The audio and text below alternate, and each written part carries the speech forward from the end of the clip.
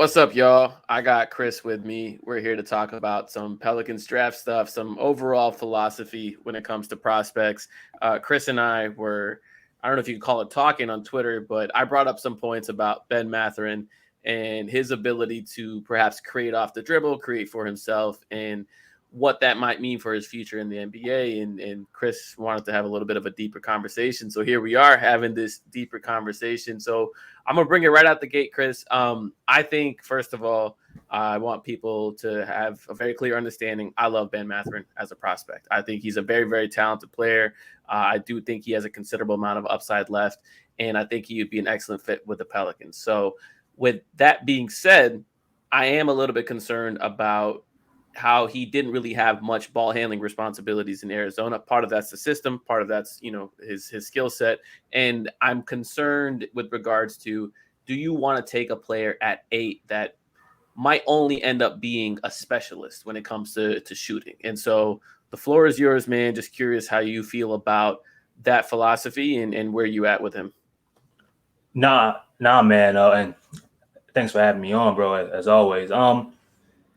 No, I mean when you put that tweet out, man, it just I had been thinking that, for a while, but I hadn't really, of course, you've watched a lot more on Ben than I have to really, formulate that thought completely. But it was in there just based off of like, maybe 10 to 20 minutes that I've watched of solely him.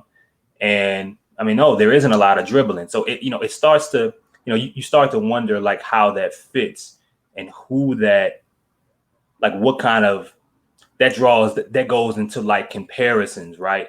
And then you start thinking about some of the other individuals that we've been talking about that just offer you, at least from a, when you try to picture how it works, whether it's right away or long term, you see just more creativity. Now, I want to chop it up with you because I thought it would be, a good conversation because I think, okay, well, I see a dude that Trent, if you're talking right away, what can he do very well at 6'7", about 200 pounds? You're looking at a guy who should be able, he should be able to shoot the basketball, and you hope that at least early on, you're gonna be a shooter, you're gonna be the shooter, or you're gonna be a driver. All right, you're gonna hope that your ability as a shot maker, or the threat of you being a shot maker allows teams to close out. You are able to use with, great athleticism as far as I'm concerned to be able to finish at the rim. So that makes me think of players, right? So I want you, I want you to tell me if you see this. I see early shades of um, some perspectives. Like, is he J.R. Smith early? Is he early like Gerald Green, right? Guys who focused, who coming into the league, um, were raw. I don't think he's as raw. I think he's understanding of where his role is right away. While Jr. and Gerald were really really young out of high school, and they wanted to do a plethora of things with the basketball creativity. I don't think he's that. I don't think he's that level necessarily of athlete, even though I think he's really good at it. And I don't think even when those guys matured, offensively and dribbled and created a little bit more, I don't know if he's there right away. But I mean, fit, environment, situation also matters too, right? So I'm just very curious from that perspective because the defensive side of it, also kind of worries me. But the tools, the athletic tools are there, and you would hope, system around some of the players that he would hopefully be with in New Orleans, that shouldn't take him too long. But I'm with you that the dribbling aspect, his ability to create, you wonder what's there, or how much will it matter? But if you're asking it in comparison to some of the other guys, whether it be Dyson Daniels, who's a favorite of mine, or maybe some of the other possible guys down the line that could infect your roster, um, it's been the right fit. It's been more of a this current Pelicans roster, he fits what we see of this team, what we think we see of this team today. Or is he someone that people think can continue to develop some of those other elements long term? I mean, it's a really interesting conversation. Yeah, and I think there's kind of two schools of thought here. There's this one school of thought where you have Zion, Bi, CJ. They all need the rock, Yeah, and they're all going to create for others. And so if you have that on your roster already, then bringing in a guy who is very, very good off the ball, and not just very good, he's a movement shooter. He gets open. You can run plays for him. He's not going to stand in the corner. So bringing in a guy that you can inject into your offense that way and let others create for him on paper is a very, very good fit, right? Especially if you're trying to think of like, the next couple years or so. I yeah, think, and that's one thing I want to make sure like people understand is like there's never a question to me at least about his fit. I think he's going to be a good fit on just about any team, and I think that's part of his appeal, right? You can plug and play that kind of player because his shooting is so good, his athleticism is so good on just about any roster. And so the other school of thought is, okay, well, what is the long-term future for this team? And are you really drafting for just the next couple of years? And there's other people, and I kind of fall in this school of camp is where I think the draft is an 8-year decision. And especially if you're in the top 10, right? If you're drafting in the 20s, you're drafting in the second round. Okay, I think you can afford to be a little bit win now, or think more short term and see like, hey, what is this guy going to give me in the near term? But I think if you're drafting in the top 10, that's such a rare opportunity, particularly when you're good. You got to be approaching it from the perspective of, I want to have this guy in my organization for the next 8 years. yeah. I want to get him that second contract, and I would love for him to be approaching a max level guy in that second contract, because those type of players, they don't come to New Orleans in free agents. You got to trade for them, and you got to spend a lot of assets to trade for them. Sometimes you get lucky, and you trade for a CJ or a Boogie when their situations are perhaps reaching an end with their previous team, but that's the only way to get that kind of player. And so it's either the draft or trade. And if I have an opportunity to make a swing in the top 8 for a player who can help me down the line, who can finally like be like the big three with Zion and Bi, if once CJ is transitioning to the tail end of his career, that's very attractive to me. And I don't think there's a wrong answer here per se. I think it's just like what you prefer. But one thing that is a little bit curious to me is we often build these players, okay, he can play now, he's ready now, or this guy's going to take a while. And I don't think anyone's truly been good at predicting who is ready to play now. Right. And you look at a guy like Bones Highland come in, and he's getting playoff minutes from the Nuggets. It took him a while to enter the rotation because every coach going to want to play the vets. They wanted to play Facundo. They had injuries and stuff that led to him getting the minutes. But once he got minutes, you're like, okay, this guy's the real deal, right? And then you look at Corey Kispert, who everyone thought would be ready to play day one, and he had an okay rookie year, like not really impressive by any means. And I think he's going to have an okay NBA career, and that's kind of what you're drafting him for, is to be okay. And personally, I don't like being just okay at the 8th spot. But here's a question for you. When you look at this lineup, you look at Zion, you look at Bi, you look at Herb, and then you look at Trey. You got 4 players. If you had to go to like create a player and pick a skill set to be the 5th player for those 4, where's your head go? What kind of skill set do you want in that lineup closing games? I think that's a really good question. Um, I I'm a I think a defender. I definitely want a defender.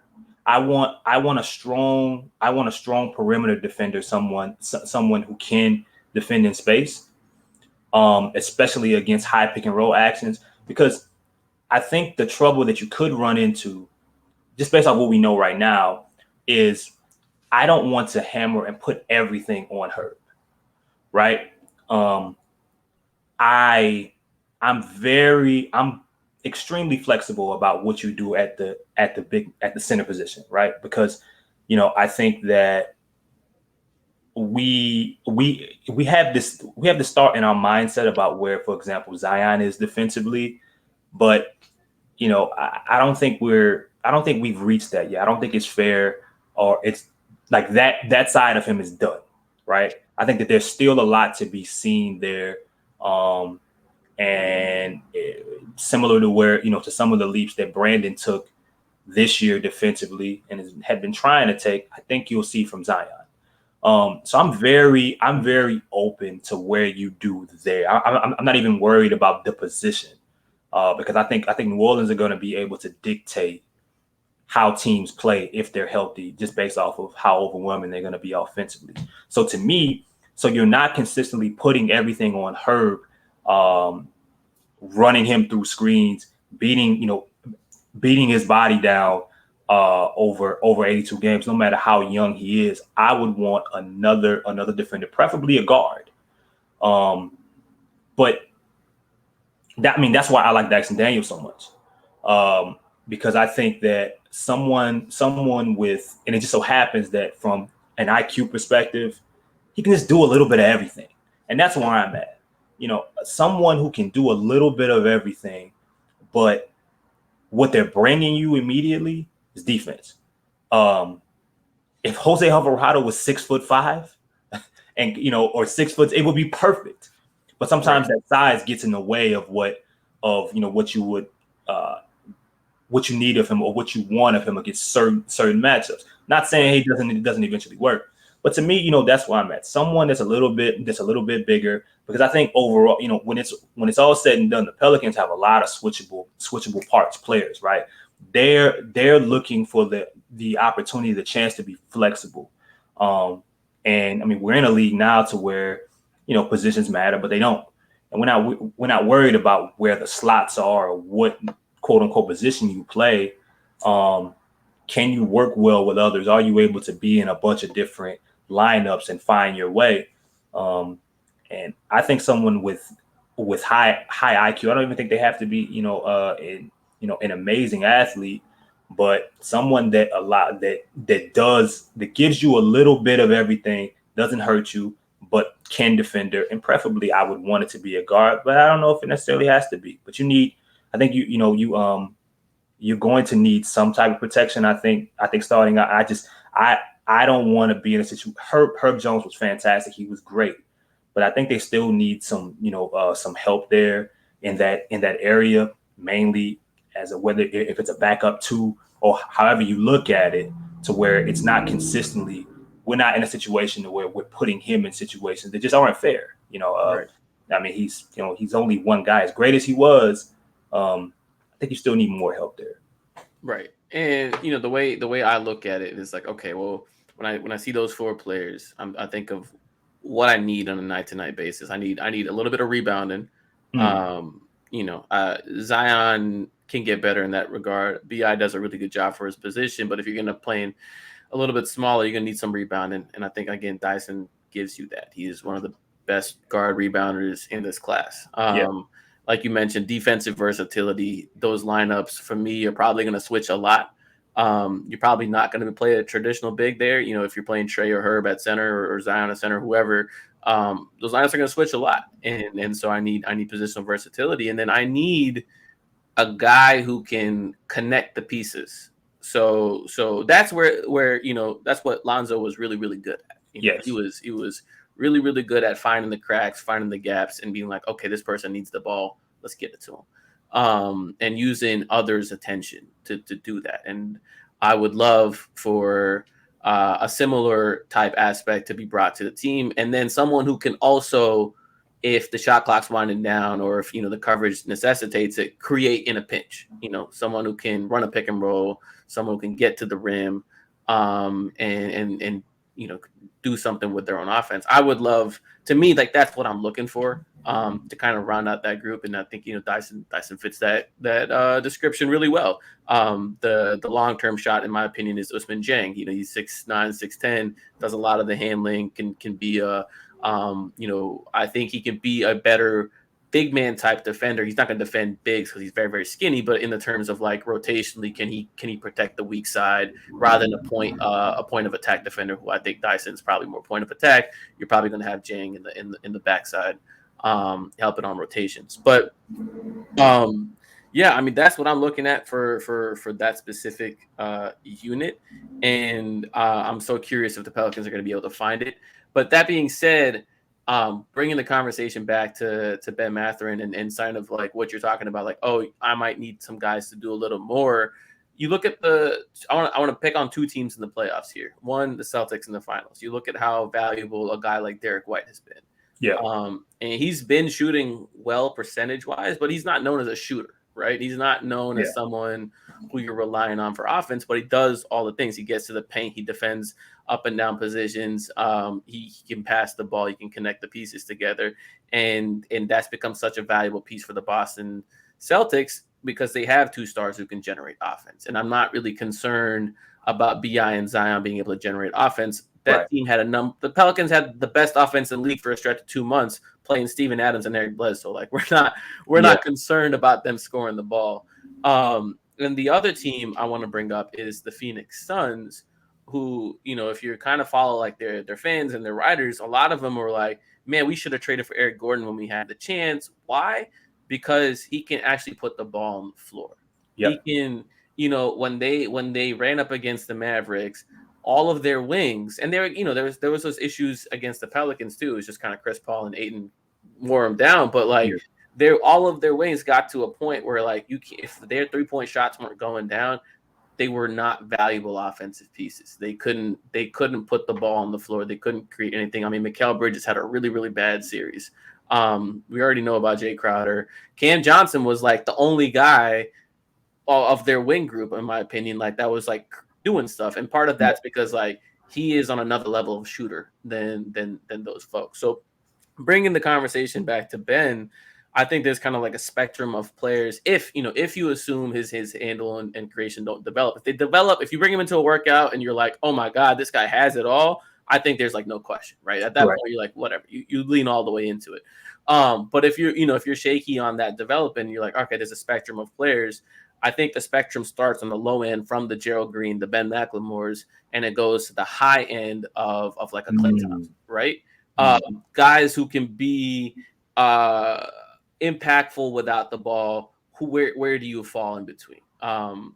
I think he's decisively better, and I think more engaged than I think Ben McLemore was as a prospect. Although Ben was almost went number 2 and he ended up falling to the Kings for different reasons. But I think he has, like you said, a better understanding of his role, a better understanding of where he's going to make his money, rather than coming in and also I think he'll have a better developmental environment if he came to the Pelicans than those Kings.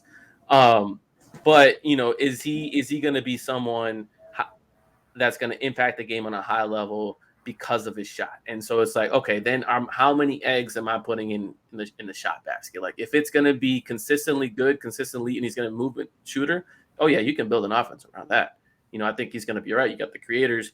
But again, it's just like I'm come back to like these playoffs, and it's like I look at these wings, and then when those shots stop falling, we saw it with Houston when they missed 27 straight threes in the Western Conference Finals against the Warriors. Their wings couldn't do anything. It was James Harden. And when your attack becomes predictable, and then when your shots stop falling, players also lose trust, and then they try to like do more than they're supposed to. They stop trusting the system. Is that going to be an issue with Mathurin? I guess do you feel like where I'm going with this? No, I do, because look, right. I mean, that's what made Herb Jones so special. It's like he was fantastic defensively, one of the best rookie seasons defensively that we've seen maybe ever, but in a very long time, especially at that position when you look at the degree of difficulty that you asked of him. But we knew already that he projected to be a really good defender. Even if he surpassed our thoughts, the defense wasn't necessarily a surprise. Even if we were like, damn, he shouldn't be able to do that as a rookie. But offensively was where things clicked. And it wasn't just a jumper. It was the fact when things broke down, Herb could do a little bit more with the basketball. He understood time, place, position, and role. Even if maybe he was sometimes a little bit too passive, even if sometimes he didn't attack, Chris Paul being on him in certain elements, right? We watched him be able to latent shot clocks, not just settle for jumpers. We watched him go to the lane, create contact, Euro steps. We watched him make cuts when they were available. He just made the right basketball play. You watch him make the right pass. Those things, because look, even without Zion, right? Offensively, the Pelicans had a lot of teams, the average team defensively, scrambling. And that's what that kind of talent is going to bring you, especially when they're making the right plays. Defenses are going to be in scramble mode. So sometimes that may mean if you are Ben, for example, even if the jump shot is there, even if the three is there, you may have an opportunity to get an even better shot. And that's where, that semblance of dribbling and so on and so forth comes in. Can he make the right play, which is why Dyson Daniels, we talk about. It's one of those guys that that I think a lot of us are interested in, because he makes a lot of plays that I don't think are going to show up on a box score, right? He may have a 10, 4, and 5 game, but there's going to be a lot of different things that were done throughout the game, and communication and knowing where to be, knowing what play to make, knowing it's this guy's time. Our goal offensively is to get it through him and not getting in the way, not getting in the way of the guys who are going to do the heavy lifting. So that's what's interesting for Ben. I mean, your role is going to be easier, and the lanes are going to be there to be able to make things happen. He's going to see. He would have opportunities that most guys drafted in the top 10 just don't get very often, and that could help him. That could help him a lot. Most athletes, I think, with that potential, I think Ben has a high ceiling with that ability to shoot right away, and what he can do at the rim. If he's drafted in New Orleans, I think it could be a really, really good fit. If he goes to Sacramento, we've seen this before, right? Right. So that's my worry there, which is why I'm very open to him. I'm with you with those pieces. When you have so many individuals, right? You have 4 in your starting group, and you could put Herb in this group even if you wanted to, but in your starting projected lineup, you have 4 guys that can get their own in a plethora of ways. That's not common. So, and you're going to be able to move those individuals in different lineups between Jonas, Zion, Bi, and CJ, in which it's going to it's the way you spread out the minutes. It's going to open up a lot of opportunities for guys that maybe just aren't used to having certain exposure when it comes to looks and just how easy the game should be. But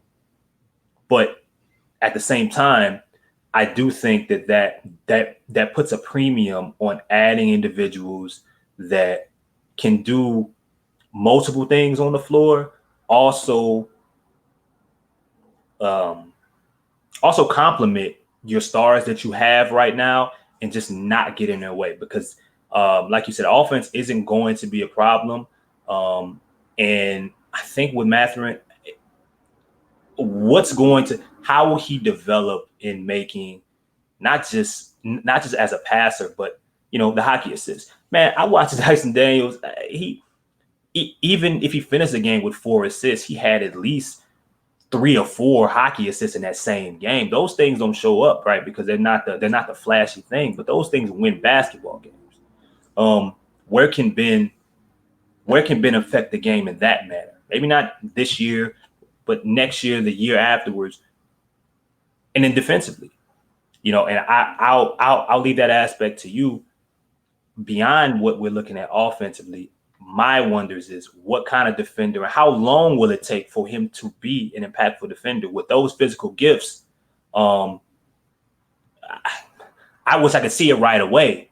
Right. Beyond just the mental aspect that he's going to have to grasp, and how fast the game is, and ball watching and all the things that young guys go through. We watch Trey go. Sure. I think Ben, where I think he deserves a little bit more credit that perhaps people don't recognize, is his passing ability. When he's in advantage situations, perhaps, where if he's got a dribble handoff and he's in the paint and he's playing 2-on-1 against a big, or he's in transition, I think he has like real vision. I don't think he quite has the handle to take advantage of his vision fully, right? He can't necessarily get himself in the position to do it, but I think he like really sees things develop. And that makes me optimistic about him being able to provide some of the stuff you mentioned, the secondary assists, the hockey assists, that kind of stuff. But I think it's a real question about like, where are you impacting the game outside of scoring? If your shot's not falling, how are you going to show up on the stat sheet? And really, really good shooters, they can show up on the stat sheet just by being there, just because they're going to have gravity. I think there's a very good chance he can become a gravity guy. So I think, he's got that going for him.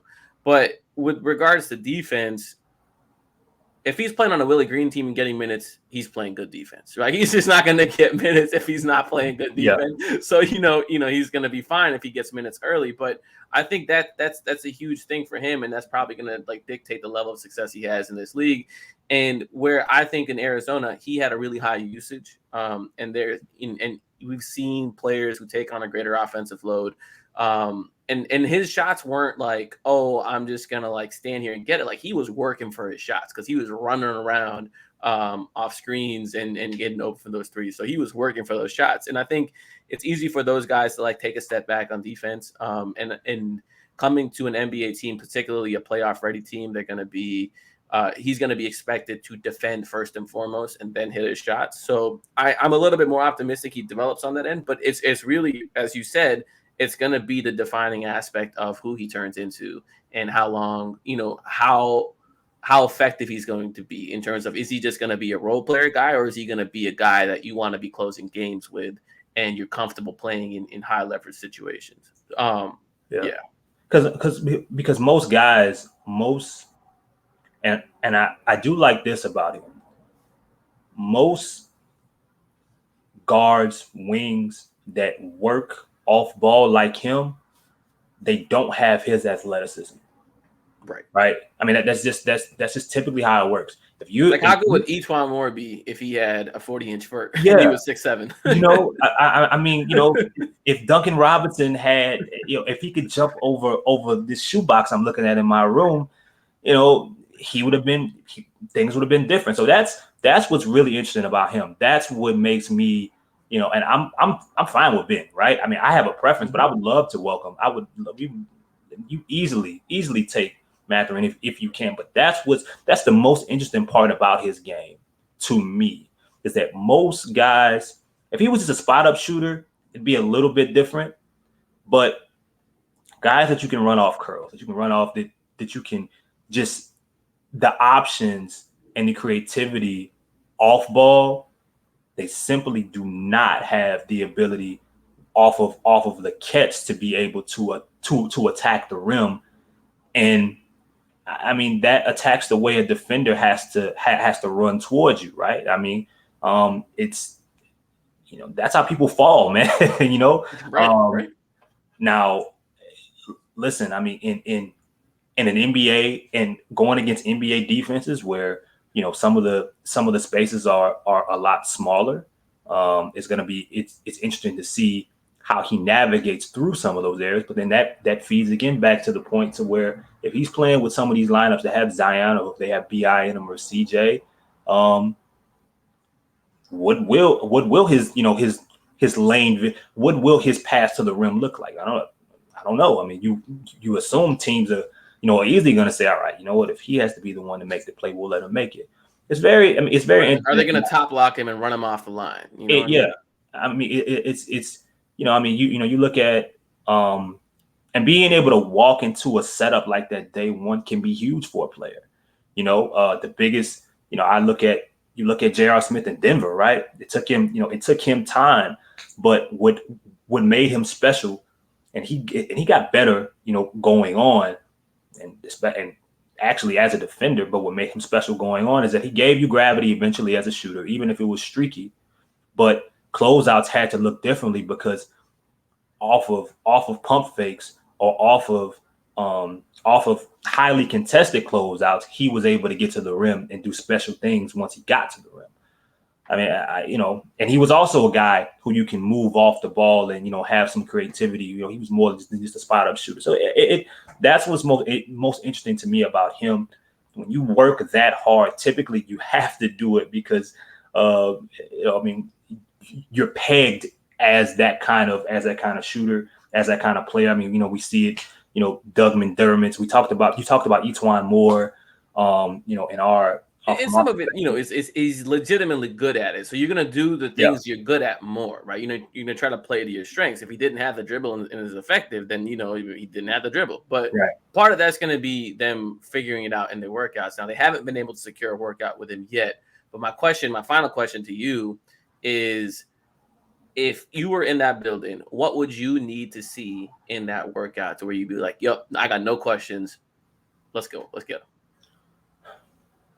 Well, I haven't been privy to be in any of these workouts to see exactly how they're being how they're set up and what is exactly being asked of. Are they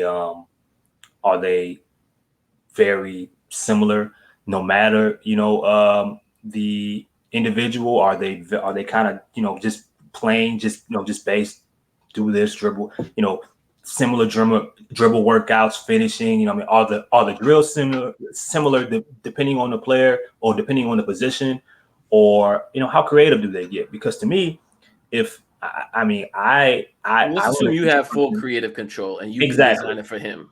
Yes. I mean, because to me, I want to put your weaknesses on display and see how you react to them. That's it. You don't have to do great at them, right? Because you're not supposed to. You're not a finished product. But I want to see mentally when I am. It's like, yo, I know you can shoot.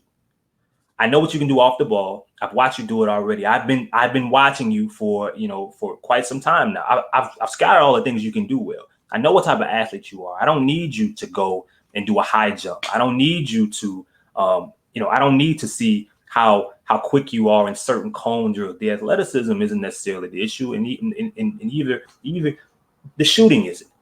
I'm going to still put you through them, but the main thing is I'm going to put you in spots that make you uncomfortable, right? So to me, if they put him in situations to where he has to create, if they put them in spots to where he has to, he has to react and do things in which they just weren't found on film. Some of the things you spoke about, specifically dribbling. How does he react? Even if he doesn't do them well, if he comes out confident and he comes out eager to attack them, whether he passes or fails, that's something to where I'm like, okay, I want this guy, because I know that, number one, you're not afraid. Number two, even if you're not good at something, even it's not going to necessarily break you, right? And then I also want to see, based off of what was last put on film on you, what have you been working on? Does this look a little bit different than what I watched you do against Arizona State, right? So that's what I would be interested in. I would want to put someone in a lot of situations that are foreign to them, or maybe they don't find as a strength, or they're uncomfortable with, to see how they react. Because if you come out strong with it on a team that the Pelicans are trying to build something that damn word sustainable, or something that is sustainable. They're trying to build something along those lines, and it's gonna take. What made that team last year special was that they were tough. For the most part, they were tough. They fought through a lot of adverse situations, and they all came from different backgrounds and lights. I think if you're going to be a part of this organization going forward, you need more individuals like that. And sometimes it's going to be uncomfortable, and sometimes it's going to be ugly. Can you find a way to put, so whatever his weaknesses are from top to bottom, I would like to see mentally. I want to look at him in his eyes and see how he reacts to them. And even if it doesn't go his way, what's his demeanor like afterwards? Is he beating himself up?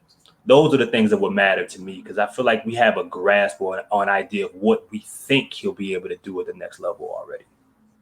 I think that's a really good answer. I think that's well thought out, and I agree. I think willing to face adversity goes a long way, and I think that's definitely part of the ethos when it comes to, I'm using them words again, ethos, when it comes to the Pelicans draft philosophy, right? They talked about it with Herb, Trey, and Jose, and with Najee, and I think that's very much the kind of person that they're looking for to enter their organization. And talent's obviously a part of that, but who you are is as well.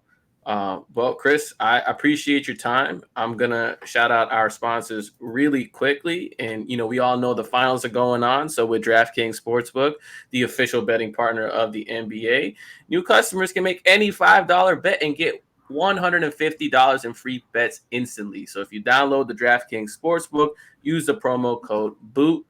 BOOT as seen on your screen. Any $5 bet during the NBA Finals, you can get $150 in free bets instantly. That's promo code BOOT at DraftKings, official sports betting partner of the NBA. Minimum age and eligibility restrictions apply. If you or someone you know has a gambling problem, crisis counseling or referral services can be accessed by calling 1-800-GAMBLER. That's 1-800-426-2537. That's 1-800-GAMBLER. Thank you for y'all's time. I appreciate it. And we'll see you soon.